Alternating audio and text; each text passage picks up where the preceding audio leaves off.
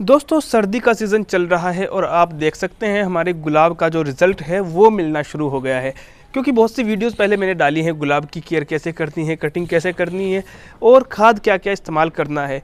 तो अब आप देखें कि गुलाब के ऊपर जो है वो फूल खिलना शुरू हो गए हैं। तो आज की वीडियो में मैं आपको बताने वाला हूं कि अब जो हमारा सर्दी का सीज़न चल रहा है इसमें गुलाब की केयर कैसे करनी है और जो रिज़ल्ट हमको मिला है वो मैं आपको दिखाने वाला हूं। तो मैं आपको दिखाता हूं कि यहाँ पर देखें कि फूल तो खिलना शुरू हो गए हैं। और दूसरी चीज़ ये है कि कलियाँ आप देखें कि कलियाँ इस पर हर तरह की हर साइज़ की कलियाँ आ रही हैं।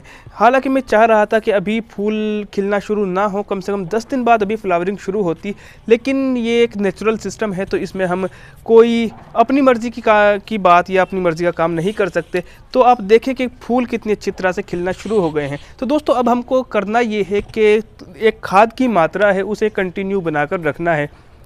इसके लिए क्योंकि हम गमलों में लगा रहे हैं पेड़ या फिर हमने जैसा कि पॉलीथीन बैग में लगाए हैं, आप देख सकते हैं बड़ी बड़ी पॉलीथीन बैग में हमने जो पेड़ लगाए हैं, तो इसके लिए हमको खाद की मात्रा को लगातार बनाकर रखना होगा।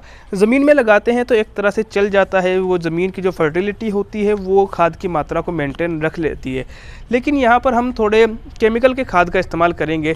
इसके लिए सबसे ज़्यादा जो मैं प्रायोरिटी देता हूँ वो DAP को देता हूँ और उसके बाद पोटाश की मात्रा को बनाकर रखता हूँ। और इसी के साथ साथ एक चीज़ और ये होती है, क्योंकि ऑर्गेनिक खाद जो हमारे होते हैं वो भी अगर हम साथ में देकर चलें तो मिट्टी की फर्टिलिटी भी बनी रहती है। इसके लिए हम इस्तेमाल करते हैं सरसों खली का या नीम खली का भी हम इस्तेमाल कर लेते हैं, लेकिन सर्दियों के लिए सरसों खली बहुत अच्छी होती है। तो जैसे DAP किस तरह देना है वो मैं अभी आपको बताता हूँ।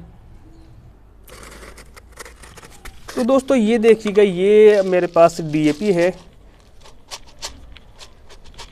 तो यहाँ पर मैं अंदाज से 1 चम्मच के बराबर जो टेबल स्पून होता है उसके बराबर मैंने DAP के दाने लिए हैं। और यहाँ पर जो हमारी ये पॉलीथीन है जिनमें हमने प्लांट को लगाए हैं, तो इसमें इस तरह से हम इनको बखेर देंगे। ये आप देखें जड़ों के पास हमको नहीं डालना है। और एक बात का आपको ध्यान रखना है, हालांकि आप देख रहे होंगे धूप अभी अच्छी, ये लगभग दोपहर का समय हो रहा है जब मैं वीडियो बना रहा हूँ, तो इस टाइम पर आपको खाद नहीं डालना है, लेकिन मैं आपको दिखाने के लिए खाद डाल रहा हूँ। खाद आपको हमेशा शाम के टाइम देना है और खाद देने के फ़ौरन बाद आपको पानी देना होता है।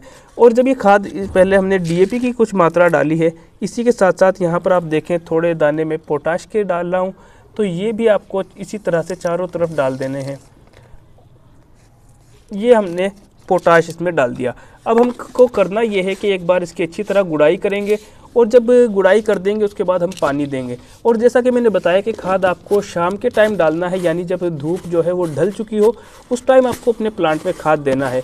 और इसी के साथ साथ अगर आप थोड़ा NPK भी इसमें डालें तो बहुत अच्छा रहेगा। और एक चीज़ और आप ध्यान रखें, जो चूना होता है घरों में ये पुताई के लिए इस्तेमाल किया जाता है, उसकी भी 1 चम्मच आप अपने प्लांट में डालें तो चूना बहुत अच्छा रहता है। लेकिन फ़िलहाल मेरे पास चूना नहीं है तो इसलिए मैं उसका इस्तेमाल नहीं कर रहा हूँ। तो इन खादों का हम लगातार इसमें प्रयोग करते रहेंगे। और जैसा कि मैंने बताया सरसों खली भी आप 10 से 15 दिन में डालते रहें। उसको आप घोल कर उसका सॉल्यूशन बनाकर डालें या फिर उसको पाउडर की फॉर्म में आप मिक्सी के ज़रिए उसको पीस सकते हैं और उसके पाउडर को 1-1 चम्मच अपने प्लांट में और खाद के साथ देते रहें, तो वो आपके फूलों की मात्रा, संख्या को और जो फूलों का साइज़ है उसको भी इंक्रीज़ करेगा।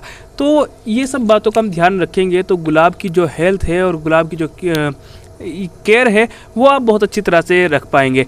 तो उम्मीद करता हूँ कि वीडियो आपको अच्छी लगी होगी। अगर आपको वीडियो अच्छी लगी है तो वीडियो को लाइक कीजिएगा। चैनल को अगर अभी तक आपने सब्सक्राइब नहीं किया है तो चैनल को सब्सक्राइब कीजिए।